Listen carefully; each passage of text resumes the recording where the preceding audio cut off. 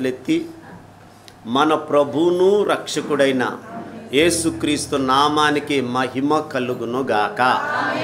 ఆమేన్, ఆమేన్, హల్లెలూయా, హల్లెలూయా. కూడి వచ్చిన పరిశుద్ధులందరికీ ప్రభు అయిన యేసుక్రీస్తు నామములో అందరికీ నా వందనాలు. ఆమేన్. దేవాతి దేవుని సన్నిధిలో ఉన్నాము. దేవునికి మహిమ ఘనత ప్రభావాలు ఆయనకే కలుగునుగాక. మన వాక్యదానంలోకి వెళ్తున్నాము. వేషధారుల వలె మీరు ఉండవద్దని మత్తయి సువార్త 6వ అధ్యాయము 5వ వచనంలో ఈ మాట రాయబడి ఉంది. వేషధారుల వలె ఉండొద్దు అన్నాడు దేవుడు. ఒక ఆయన చూడండి, ఒక చోట దొంగతనము జరిగింది. దొంగతనం జరిగినప్పుడు పోలీసులు అక్కడికి వచ్చారండి. పోలీసుల వారు అక్కడికి వచ్చి అక్కడ అదంతా విచారణ చేస్తూ ఉన్నారు. విచారణ చేస్తుంటే ఇక్కడ ఎవరన్నా ఉన్నారా ఆ టైంలో దొంగతనం జరిగినప్పుడు అంటే ఒక ఆయన అన్నాడు, ఏవండి అక్కడ ఎవరో ఒక ఆయన ప్రార్థన చేస్తున్నాడు, ప్రార్థన చేయటం నేను చూశాను అని అన్నాడు. అతని దగ్గరికి వెళ్ళి పోలీసులు, ఇదిగో ఇక్కడ దొంగతనం జరగటము నువ్వు చూసావంటే ఆ ప్రార్థన చేసే వ్యక్తి, లేదండి నేను అప్పుడు ప్రార్థన చేసుకుంటున్నాను అన్నాడు. ప్రార్థన చేసుకుంటున్నాను కానీ నన్ను దాటుకొని వెళ్ళిపోయారు కొంతమంది. ఒక వ్యక్తి అయితే నాకు నా చేతికి తాకాడు, ఆ స్పర్శ నాకు ఇప్పుడు కూడా జ్ఞాపకం ఉంది. నేను అతను స్పర్శను బట్టి నేను అతన్ని గుర్తుపట్టగలను అని అన్నాడు. అయినప్పటికీ అక్కడ ఆ రోజు 5 మంది దొంగలు వచ్చారు. ఆ దొంగతనానికి 5 మంది దొంగల్ని ఈ ప్రార్థన చేసుకున్న వ్యక్తి నుంచి ఆ చేతుని అలాగా తాకి వెళ్ళిపోమని పోలీసులు చెప్పినప్పుడు ఒక్కడు వెళ్ళాడు, ఈ 2వ వాడు వెళ్ళాడు, 3వ వాడు వెళ్ళాడు, 4వ వాడు వెళ్ళేటప్పటికీ ఆ ప్రార్థన చేసుకున్న వ్యక్తి, ఈ వ్యక్తేనండి, నాకు కూడా స్పర్శ ఇంకా చక్కగా తెలుస్తుంది అని ప్రార్థన చేసుకున్న వ్యక్తి చెప్పడం జరిగింది. అయితే పోలీసులు ఏమన్నారంటే ఆ 4వ వ్యక్తిని పట్టుకొని నీకు ప్రత్యేకంగా శిక్ష ఉంది, నేను స్టేషన్కి తీసుకెళ్తున్నామని స్టేషన్కి తీసుకెళ్ళిపోతూ జీప్ ఎక్కిచ్చే ముందు ఈ దొంగ అన్నాడు, ప్రార్థన చేసుకున్న వ్యక్తి దగ్గరికి వెళ్ళి, సార్ ఆ పోలీస్ ఆయనతో చెబుతున్నాడు, నేను ఆ ప్రార్థన చేసుకున్న వ్యక్తి దగ్గరికి వెళ్ళి నేను ఒక్క నిమిషం ఆయనతో మాట్లాడి వస్తాను సార్ అన్నాడు. పోలీస్ ఆయనతో సరే మాట్లాడు అన్నాడు. నువ్వు ప్రార్థన చేసుకున్నప్పుడు నా స్పర్శ ఎలాగ నీకు అనిపించింది చెప్పు అన్నాడు. అయితే ఆవిడికి నువ్వు ప్రార్థనలో ఉన్నప్పుడు నీ ధ్యాస అంతా దేని మీద ఉండాలి? ప్రార్థన మీద ఉండాలి కదా. ప్రార్థన మీద ఉండకుండా నా స్పర్శ మీద నీకు ఎలాగనిపించింది? నువ్వు దొంగ ప్రార్థన చేశావని దొంగ వ్యక్తి ప్రార్థన చేసుకున్న వ్యక్తితో చెప్పాడు. నువ్వు దొంగ ప్రార్థన చేసావు. నువ్వు ప్రార్థనలో ఉన్నప్పుడు దేవుని ధ్యాసలో ఉండాలి కదా. నువ్వు దేవుని ధ్యాసలో లేవంటే నువ్వు దొంగ ప్రార్థన చేశావు, వేషధారమైన ప్రార్థన చేశావని దొంగ చెప్పాడు. అయితే ఒకరోజు గాంధీ మహాత్ముడు ఒక చెట్టు కింద కూర్చొని ఒక బుక్కు చదువుతున్నాడండి. బుక్కు చదివితే ఆ చెట్టు కింద నుంచి ఒక పాము పైనుంచి కిందకి దిగింది. దిగి గాంధీ మహాత్ముడు చుట్టూ తిరిగింది. తిరిగినా కానీ అతడు బుక్కులో లీనమైపోయాడంటండి. బుక్కు చదవటంలో లీనమైపోయాడు.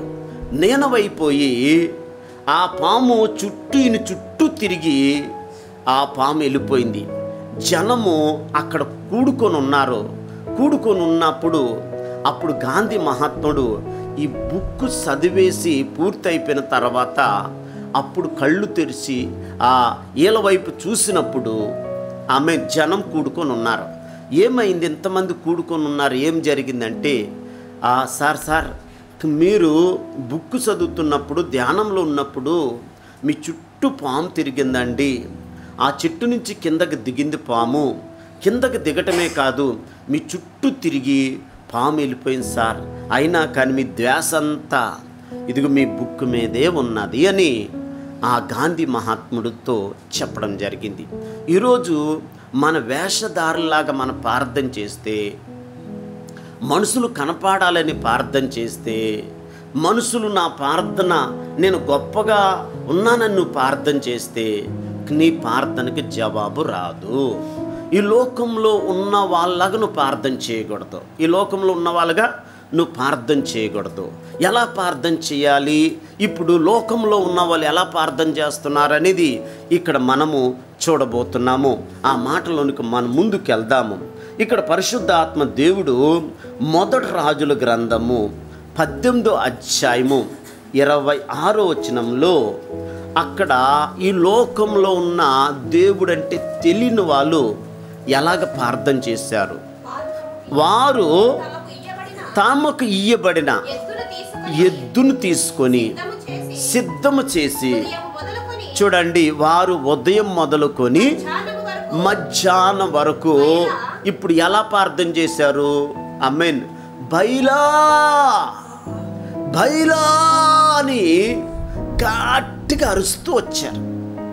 గట్టిగా అరుస్తూ ఉన్నారండి. పెద్ద పెద్ద కేకలు, పెద్ద పెద్ద కేకలు కేకలేస్తున్నారు. ఎవరో దేవుడంటే తెలియని వాళ్ళు పెద్ద పెద్ద కేకలేశారు. ఉదయం మొదలుకొని మధ్యాహ్నం వరకు కేకలేస్తూనే ఉన్నారు. ఆ 20 ఇప్పుడు 26 చదివాం కదా, 18, 26. ఇప్పుడు 27లో చూస్తే మధ్యాహ్నం కాగా ఏలియా పెద్ద కేకలు వెయ్యండి అంటే, ఇప్పుడు జనులందరూ ఎలాగేసారండి? పెద్దగా కేకలేస్తున్నారు. బైలా బైలా అని కేకలేస్తూనే ఉన్నారు. ఆ బయలు రాలేదు. ఆఖరికి ఏం చేశారు చూడండి, వారు వస్త్రాలు చింపుకున్నారు, రక్తము కార్చుకున్నారు, రక్తము కారినంతగా ఈపుని చీల్చుకున్నారు, దేహాన్ని చీల్చుకున్నారు, పెద్ద పెద్ద కేకలేశారు. బయల రాలేదు. ఆమేన్. ఇప్పుడు మనము అలాగ నువ్వు కేకలేయకూడదు. నువ్వు పెద్ద పెద్ద కేకలు అరవసరం లేదు. ఆమేన్. నువ్వు అలాగ అరిచినంత మాత్రాన దేవుడు నీ దగ్గరకు రాడు. మనుషులు చూడాలని నువ్వు ప్రార్థన చేయకూడదు. మనుషులు చూడాలని అక్కడక్కడ మనం ప్రార్థన చేస్తుంటాం. అలాంటి ప్రార్థన కాదు. ఆమేన్. నువ్వు ప్రార్థన చేసినప్పుడు నువ్వు దేవుడు, దేవుడు నువ్వు, మీ ఇద్దరు కలిసిపోవాలి. ఇద్దరు కలిసిపోవాలి. ప్రార్థనలో కూర్చునేటప్పుడు అస్సలు చూడండి, ఆమేన్, ఫోన్ వచ్చినా కానీ ఫోన్ ఎత్తొద్దు. నీ దేశంతా ఎక్కడ ఉండాలి? దేవుడి మీద ఉండాలి. అందుకే బిల్లీ గ్రహాం గారు ప్రార్థన చేసినప్పుడు ఆ దేశ ప్రధానమంత్రి ఫోన్ చేసినా కానీ ఫోను లేపలేదంటండి. ఫోను లేపలేదు. ఆమెను ఫోను కూడా ఇవ్వలేదంట. కింద ఉన్న వాళ్ళు, సార్ 4 గంటల నుంచి పాస్టర్ గారు మీ గురించి ఎదురు చూస్తున్నానండి, మీ ఫోన్ గురించి మీరు ప్రార్థన చేస్తే నేను వేరే దేశానికి వెళ్ళాలని ఒక ప్రధానమంత్రి, ఒక దైవ సేవకుడు ప్రార్థన గురించి ఎదురు చూస్తున్నాడు. ఎంతసేపు నేను ఎన్నిసార్లు ఫోన్ చేసినా మీ కిందున్న పరిచారికులు ఫోన్ ఇవ్వలేదు సార్, ఎప్పుడైనా ఫోన్ చేస్తే ఇవ్వండి సార్, చెప్పండి సార్ మీ వాళ్ళతో అంటే, అప్పుడు బిల్లీ గ్రహాం గారు చెప్పిన మాట ఏంటో తెలుసా? ఒకే ఒక మాట చెప్పాడు ఆయన. నేను ఎవరితో మాట్లాడుతున్నానో తెలుసా? టైంలో ప్రపంచ ప్రధానమంత్రితో నేను మాట్లాడుతున్నా. ప్రపంచ ప్రధానమంత్రితో నువ్వు మాట్లాడుతున్నప్పుడు నీ ధ్యాస, ఆమేన్, మొత్తం నువ్వు అలాగ దేవుడి మీద ఉండిపోవాలి. అలాగుంటే అంటని నీకు జవాబు వస్తుంది. అందుకే పరిశుద్ధ ఆత్మ దేవుడు నీతో నాతో మాట్లాడుతున్నాడు. ఒక వ్యక్తి ప్రార్థన చేస్తుంటే ఒక పాము వచ్చి తన గుడుచు చుట్టూ తిరిగి, తనున్న చుట్టూ తిరిగి అలాగ పగడిప్పి వెళ్ళిపోయిందంటండి. ఆమేన్. బుస్సు బుస్సు బుస్సు కొడుతుందంట. కానీ చూడండి, ఆ వ్యక్తి ప్రార్థనలో ఉన్న కూర్చున్న వ్యక్తి అస్సలు కొంచెం కూడా కళ్ళు తెరిచి చూడలేదంట. అతడు పాము అనే సంగతి తెలుసుకున్న కడ ప్రార్థనలోంచి లేకలేదు. ఈరోజు మనమా ప్రార్థన రింగ్ అయితే చాలు, ఆమె వీళ్ళ తన్నుకొని వెళ్ళిపోతాం. వాక్యంలో చూడు ఫోన్ వస్తే చాలు అందరు గుద్దుకుని వెళ్ళిపోతాం. అస్సలు కొంచెం కూడా భయం లేని వారుగా చాలామంది ఉంటున్నారు. అందుకే మన ప్రార్థనలు ఎలాగున్నాయండి, మన వేషధారులాగా ఉంటే మన ప్రార్థనకి జవాబు రాదని పరిశుద్ధాత్మ దేవుడు నీతో నాతో చెబుతున్నాడు. ఒక వ్యక్తి ఒకరోజు ఒక యవనస్తుడు సాధు సుందర్ సింగ్ యవనస్తుడు ఏం చేశాడు తెలుసా? చూడండి, ఒక రాత్రి పడుకుంటే ఆ రాత్రి పాము అతని పక్కనే ఉన్నదంటండి. అతని పక్కనే ఉంటే ఐదవుడు పామును చూసి ఆ తెల్లారి వెంటనే అతడు దుప్పడి అతడు సంచి వదిలేసి పరిగెత్తుకుని వెళ్ళిపోయి రైల్వే స్టేషన్లో కూర్చున్నాడంట. ఐదవుడు ఒక్కగానొక్క దుప్పడి, ఒకే ఒక జత బట్టలు లేవు. ఏంటి ప్రభువా నాయనా అని ఐదవుడికి రైల్వే స్టేషన్కి వెళ్ళి ఐదవుడికి దేవుడికి ప్రార్థన చేస్తుంటే దేవుడు అన్నాడంట, నువ్వు వెళ్ళి ఆ దుప్పటి ఆ సంచి నువ్వు తెచ్చుకో అన్నాడంట. ప్రభువా అక్కడ పాము ఉంది నాయన, నా వల్ల కాదు నాయన అని అంటే అప్పుడు అన్నాడంటే దేవుడు, పాము ఎప్పుడు వచ్చిందో తెలుసా? రాత్రి నువ్వు పడుకునేటప్పుడే పాము వచ్చింది. రాత్రి నుండి నేను ఆ పాముని నిన్నేమి చేయకుండా కాపాడాను. అప్పుడే కాపాడిన దేవుని ఇప్పుడు కాపాడినా నిన్ను. ఆ పాము వెళ్ళిపోయింది, కొన్ని బ్యాగుని నీ బట్టలు తెచ్చుకొని దేవుడు చెప్పాడంటే. అంటే మన దేవుడు ఎలాంటోడండి? కొనకడు నిద్రపోడు. నువ్వు ప్రార్థన చేస్తే నీ పక్కనే ఉండే దేవుడు, నీ పక్కనే ఉంటున్న దేవుడు. అందుకే ఇంతవరకు వేషధారలాగా ఉన్నావేమో, వేషధారమైన ప్రార్థన చేసేవేమో, దేవునికి విరోధంగా ఉన్నావేమో.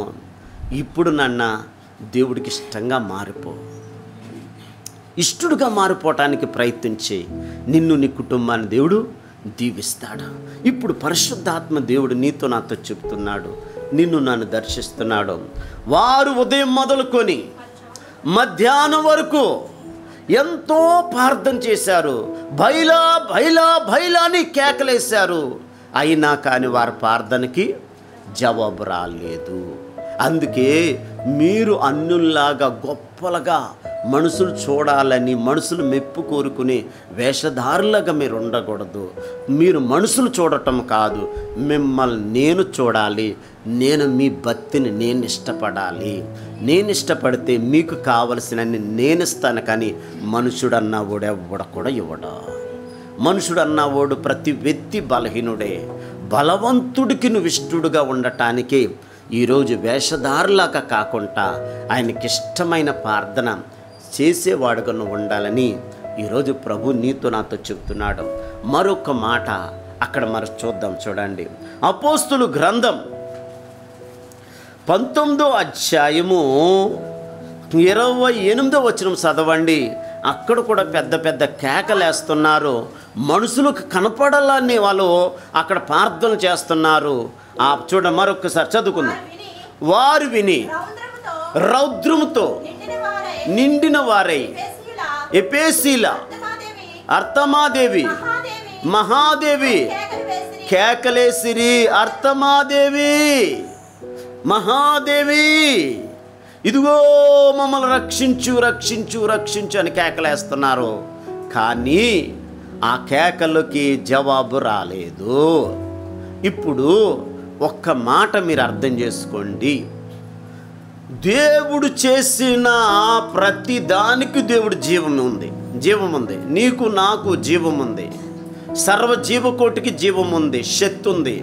కానీ దేవుడు చేసిన ప్రతి దాంట్లో శక్తి ఉంది. మరి మనుషుడు చేసే ప్రతి దాంట్లో శక్తి లేదు. అదే దేవుడు అపోస్తలుడైన పౌలుతో అదే మాట చెప్తున్నాడు. ఇక్కడ మీరు చూడండి 19వ అధ్యాయం 26వ వచనం ఒకసారి చదవండి పైన. అయితే చేతులతో చేయబడినవి దేవతలు కావని పౌలు చెప్పాడు. ఆమేన్. అంటే చేతులతో మనం చేసేదానికి శక్తి లేదయ్యా, జీవము లేదయ్యా అని అపోస్తలుడైన పౌలు చెబుతూ ఉన్నాడు. ఇంకా కొంచెం ముందుకెళ్తే ఆ 19:34 మీరు చదవండి. అక్కడ కూడా పెద్ద పెద్ద కేకలేస్తున్నట్టు ఉన్నారు. అంటే వీళ్ళ మనుషులకు కనపడవలనని ప్రార్థనలు చేస్తున్నారు. మనకు మనుషులు కనపడవలసిన ప్రార్థన మనకు లేదు. దేవుడు ఎవరు ప్రార్థన ఆలకిస్తాడు అనేది ఇప్పుడు దేవుడు ఇంకొంచెం ముందుకు మనల్ని పరిశుద్ధాత్ముడు తీసుకుని వెళ్తున్నాడు. ఆమేన్. ఏ చూడండి, ఇక్కడ పరిశుద్ధాత్మ దేవుడు కీర్తన గ్రంథము 34వ అధ్యాయము 10వ వచనము 15వ వచనం మనం చదువుకుందాం. యెహోవా దృష్టి నీతిమంతుల మీదను ఉన్నది, ఆయన చెవులు ఆయన మొరలకు ఒగ్గి ఉన్నది. నీతిమంతులు చేసే ప్రార్థన మీద ఆమేన్ ఆయన చెవులు ఆలకిస్తున్నాయి. ఆయన చెవులు ఆలకిస్తున్నాయి. ఆయన మొర ఆ నీతిమంతులు చేసే ప్రార్థన ఎలాగుందండి? ఆమేన్. వారు విన్నపాలు దేవుడు వింటున్నాడు. అందుకే మన వేషధారులాగా ఎంత కొట్టుకున్నా, ఎంత గుంజుకున్నా, ఎంత తలకిందులు తపస్చేసినా, రెండోది నీ శరీరాన్ని చీల్చుకున్నా, నీ వస్త్రాలు చీల్చుకున్నా, వేషధారులాగా ఉన్నంత వరకు నీకు జవాబు రాదని ఇక్కడ వాక్యమే తేటగా చెప్పేశాడు. వారు చీల్చుకున్నారా లేదా దేహాల్ని? వస్త్రాలు చింపుకున్నారా లేదా? పెద్ద పెద్ద కేకలేసారా లేదా? అలాంటి వేషధారమైన ప్రార్థనలు దేవుడు విన్నాడు. ఏ దేవుడు ప్రార్థన ఎలాంటి వారు ప్రార్థన అంటారంటే ఆమె యెహోవా దృష్టి నీతిమంతుల మీద. నిజంగా నువ్వు మొరపెడితే ఆయన సమీపంగా ఉంటాడు. అలాంటి ప్రార్థన దేవుడు నీతో ఉంటాడు. అందుకే హిజ్కియాకి మరణకరమైన రోగము హిజ్కియాకి వచ్చింది. మరణకరమైన రోగము హిజ్కియాకి వచ్చినప్పుడు ఏం జరిగింది? ఆమేన్. దేవుడు జాగ్రత్తలకి ప్రవర్తన పంపించాడు. ఇదిగో హిజ్కియా చచ్చిపోతున్నాడని చెప్పేసి అన్నాడు. హిజ్కియా వెంటనే వస్త్రాలు చింపుకొని పెద్ద పెద్ద కేకలేయలేదు, అరిచేయలేదు. చూడండి ఏం చేశాడు? వస్త్రాలు చింపుకొని ఆకాశం వైపు చేతులెత్తి ప్రభువా తన హృదయాన్ని సరిచేసుకున్నాడు. ఎక్కడ తప్పు జరిగింది, ఎక్కడ పొరపాటు జరిగింది? ప్రభా నేను ఎలా ఉన్నాను అది నీకు తెలుసు కదా ప్రభా. నీ సన్నిధిలో నేను ఎలా నడిచాను, నీ దైవజనుడి దగ్గర ఎలాగున్నాను, నీ సన్నిధిలో నువ్వు ఇచ్చిన సన్నిధిలో నేను ఎంత నిలబడ్డాను అది నీకు తెలుసు కదా ప్రభా. దయతో నన్ను జ్ఞాపకం చేసుకోమని ఇదిగో దేవుడు నీతిమంతుల ప్రార్థనకి వెంటనే జవాబిచ్చేస్తాడు. దైవజనుడైన యెషయా చూడండి ఆ కోట గుమ్మము దాటక ముందే యెషయా కన్నీరు పరలోకం వెళ్ళిపోయి మళ్ళీ వచ్చేసిందండి. యెషయా ఆర్తధ్వని, హిజ్కియా ఆర్తధ్వని ఇగో పరలోకం వెళ్ళిపోయి మళ్ళీ వచ్చేసింది వెంటనే. ఎక్కడికండి? దైవజనుడు ఆ కోట గోడ గుమ్మము దాటక ముందే హిజ్కియా చేసిన ప్రార్థన పరలోకం వెళ్ళిపోయి వెంటనే జవాబు వచ్చేస్తుంది. ఆమేన్. అప్పుడు దేవుడు వెంటనే చెప్తున్నాడు ఎవరితో? యెషయా ఇదిగో హిజ్కియా కన్నీరు నేను చూశాను, హిజ్కియా ప్రార్థన నేను విన్నాను. నువ్వు వెళ్ళి 15 సంవత్సరాలు ఆవుసు పెంచానని చెప్పు అన్నాడు. ఇప్పుడు మీరు చెప్పండి, ఆవుసు ఎవరి చేతిలో ఉంది? ప్రాణం ఎవరి చేతిలో ఉంది? నీ జాగ్రత్త కాదు కాదు కాదు. ఆమేన్. యెహోవా ఆశీర్వాదము ఐశ్వర్యంని ఇస్తాడంట. నేను అంటాను నువ్వు సన్నిధిలో నిలబడితే నువ్వెక్కడికి తిరగొద్దండి. బుద్ధి ఆయన ఇస్తాడు, జ్ఞానం ఆయన ఇస్తాడు, వివేకం ఆయన ఇస్తాడు, శక్తి ఆయన ఇస్తాడు, ఆరోగ్యం ఆయన ఇస్తాడు. అన్నీ ఆయన దగ్గర నుండి మనకు వచ్చేస్తాయి. నువ్వెట్టూ తిరగొద్దు. నువ్వెక్కడ ఉండాలి? దేవుని మందిరంలో నువ్వు నిలబడాలి. ఆమేన్. ఇంతవరకు నువ్వు నిలబడలేదేమో, వేషధారులుగా ఉన్నామేమో, అందుకే ఆశీర్వదింపడలేదేమో. ఇప్పుడు నన్న ఈ వాక్యం వింటున్న మనము ఈ ఉపవాసంలో సరిచేసుకో. నీకు మంచిది, నీ కుటుంబానికి మంచిది. నిన్ను నీ కుటుంబాన్ని దేవుడు దీవిస్తాడు, ఆశీర్వదిస్తాడు, హెచ్చిస్తాడని పరిశుద్ధాత్మ దేవుడు మనందరితో మాట్లాడుతున్నాడు. నీతిమంతుడుగా దేవుని సన్నిధిలో నిలబడి ప్రార్థన చేసిన హిజ్కియాకి వెంటనే దేవుడు జవాబిచ్చేశాడు. ఆమేన్. చూడండి ఒక వ్యక్తి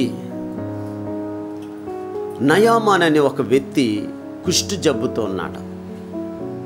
ఆమేన్. కుష్టు జబ్బుతో ఉంటే దైవజనుడైన ఎలీషా దగ్గరికి వెళ్ళాడండి. ఇజ్రాయెల్ దేశం వెళ్ళాడు. దేశం దగ్గరికి వెళ్ళి సిరియా సైన్యాధిపతిగా ఉన్నాడు ఆ వ్యక్తి. వెళ్ళి దైవజనుడు ఇంటి ముందు నిలబడ్డాడు. ఇతను కుష్టు జబ్బు. దైవజనుడు ఆ సైన్యాధిపతి వచ్చాడన్న సంగతి ఎవరికి తెలిసింది? ఎలీషాకి తెలిస్తే ప్రార్థన గదుల్లో నుంచి కనీసం ఇతను సైన్యాధిపతి అన్న సంగతి తెలుసు కూడా అతని ముఖం కూడా చూడలేదండి. ఎవరో ఎలీషా ముఖం కూడా చూడలేదు.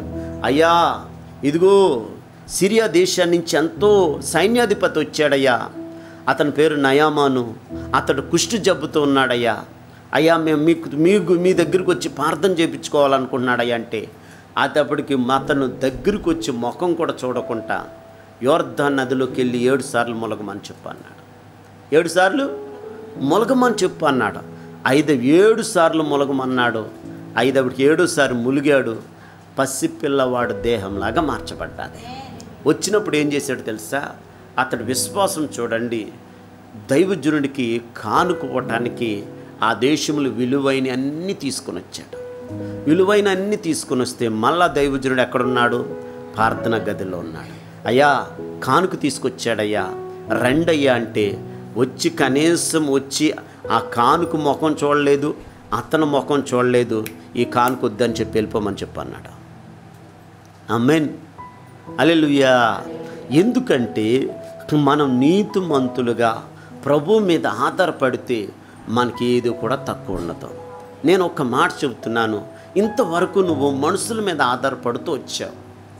మనుషులు మోసం చేశారు, మనుషులు అన్యాయం చేశారు, మనుషులు కపటంగా మాట్లాడారు. మనుషులు నువ్వు ఉన్నప్పుడు ఒక రకంగా ఉంటారు, నువ్వు లేనప్పుడు ఇంకొక రకంగా ఉంటారు. కానీ చూడండి, నువ్వు లేనప్పుడు నిన్ను అవమానపరుస్తూ ఉంటారు. ఇది మనుషుల్లో ఉన్న బలహీనత. ఈ బలహీనతలన్నీ ఉపవాసంలో కాల్చబడితేనే దేవుడు నిన్ను దీవిస్తాడు. అలాంటి వాళ్ళందరూ మార్చబడాలి. రోజు రోజు రోజు రోజు ఆమేన్. గొంగల పురుగు ఉపవాసం ఉండి దాని మార్పు కొరకు ఏడుస్తూ ఉంటుంది, దాని మార్పు కొరకు నలిగిపోతూ ఉంటుంది. ఈరోజు ఉపవాసం ఉండి నీవు మారాలని ఉపవాసం చేత నలగొచ్చు కదా. నువ్వు ఉపవాసం ఉంటే నీకు మేలు, నీ తర్వాత నీ బిడ్డలకు మేలు, నీ తర్వాత నీ కుటుంబానికి మేలు. రేపొద్దు నువ్వు చచ్చినా కానీ నీ ఉపవాసం చావదు, నీ ప్రార్థన చావదు. ఆమేన్. ఒక మొక్క వేసినప్పుడు భూమిలో పడి చచ్చిపోవాలి, చస్తేనే అది బతుకుతుందండి.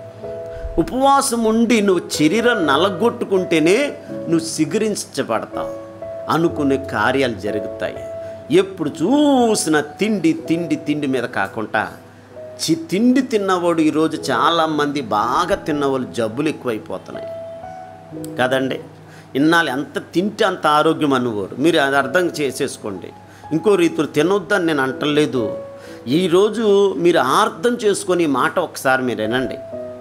ఈరోజు అమ్మ తిన్నమ్మ అంటే వద్దండి అంటున్నారు, తినమ్మ అంటే వద్దండి అంటున్నారు. ఒక్కొక్కరు 2 కంచాలు తినేసిన వాళ్ళు ఉన్నారు 10 సంవత్సరాల క్రితం. ఆమె కేజీ బియ్యం ఒక్కడే తినేసిన వాళ్ళు కూడా ఉన్నారండి, లేరులా? ఒక్కొక్క అక్కడక్కడ కనపడతారు. నేను తిండి గురించి అంటలేదు, తప్పుగా అంటలేదు. తినటానికి దేవుడు మనకి ఇచ్చాడు, అన్నీ తినమని చెప్పాడు. కానీ ఈరోజు కిలో బియ్యం 5 మంది తిన్నారు. హల్లెలూయా. చెప్పుకోవాలంటే కిలో బియ్యము పల్లెటూరు సైడ్ చూస్తే కొంచెము కిలో బియ్యము 2-3 తినేసిన వాళ్ళు కూడా ఉన్నారు. కానీ సిటీలో ఉన్న సిస్టర్లు అయితే 10 మంది కూడా తింటున్నారండి.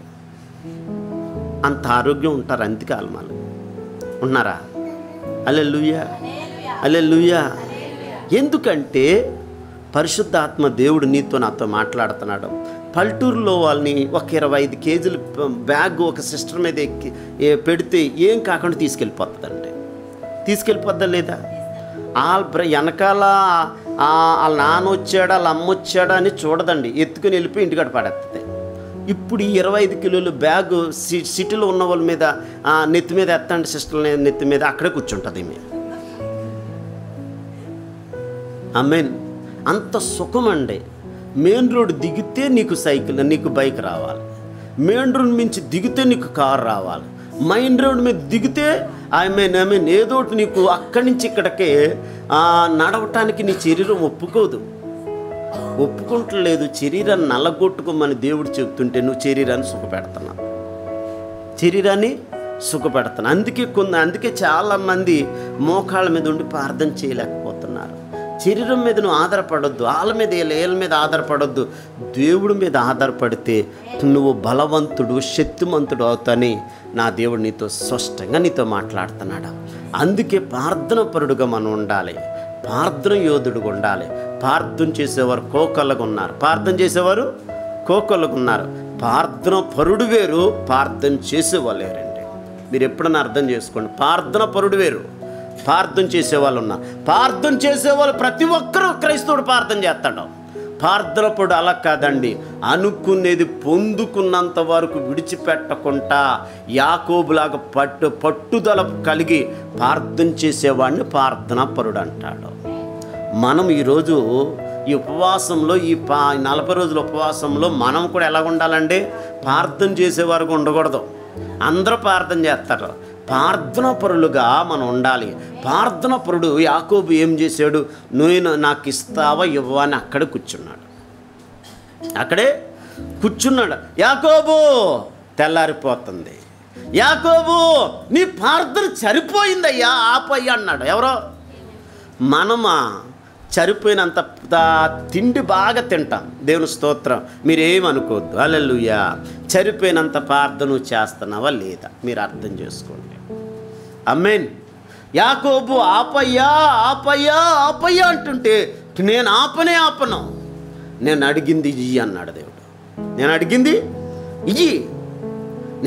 ఇయ్యి అని దేవుణ్ణి యాకోబు అడుగుతున్నాడు. ఏమమ్మంట చెప్పు యాకోబు, నన్ను ఆశీర్వదించయ్యా. మనమైతే సిస్టర్లు అడుగుతారు, చెవులకి బంగారం లేదు ప్రభువా, మా ఆయన కొనలేదు, నువ్వన్నీ ఇచ్చేయను ఆయన అంట. హల్లెలూయా. మెడలో తాడు లేదయ్యా అని అడుగుతాం, లేకపోతే ఇల్లు లేదయ్యా అని అడుగుతాం. రెండోది మా ఆయన మార్చయ్యా అని అడుగుతాం.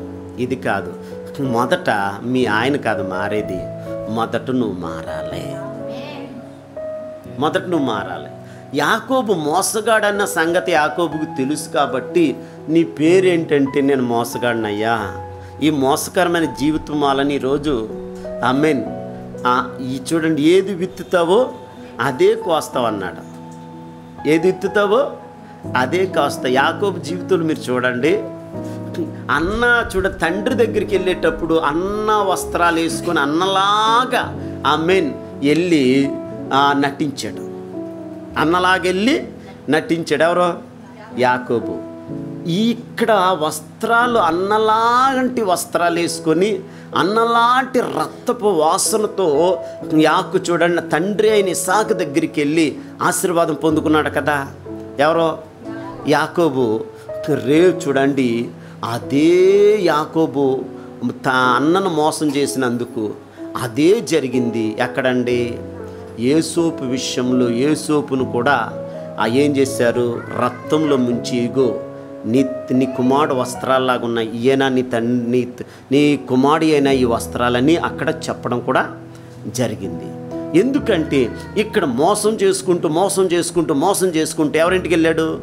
మామ ఇంటికి వెళ్తే 20 సంవత్సరాలు ఆ మామ అతను మోసం చేశాడు. ఇన్ని మోసాల్లో నుంచి పైకి వెళ్తలేదు ఎవరండి? దేవుడు అతనికి తోడుగా లేడు. ఆమేన్.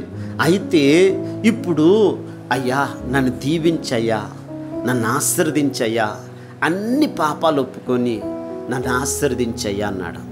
ఏం ఆశీర్వదించమంటావు అని అడిగితే రేపొద్దున్న దేవుడు మీ దగ్గర కూడా వచ్చి ఏం ఆశీర్వదించమంటా అంటే, ప్రభువా నాయన నాకు ఉంటాకి ఇల్లు లేదు, ఒక ఇల్లు ఇచ్చేసే, ఒక బైక్ ఒకటి ఇచ్చేసే, ఒక కారు ఒకటి ఇచ్చేసి, ఇలాంటి ఆశీర్వాదం మీరు ఎవరు కూడా అడగొద్దు.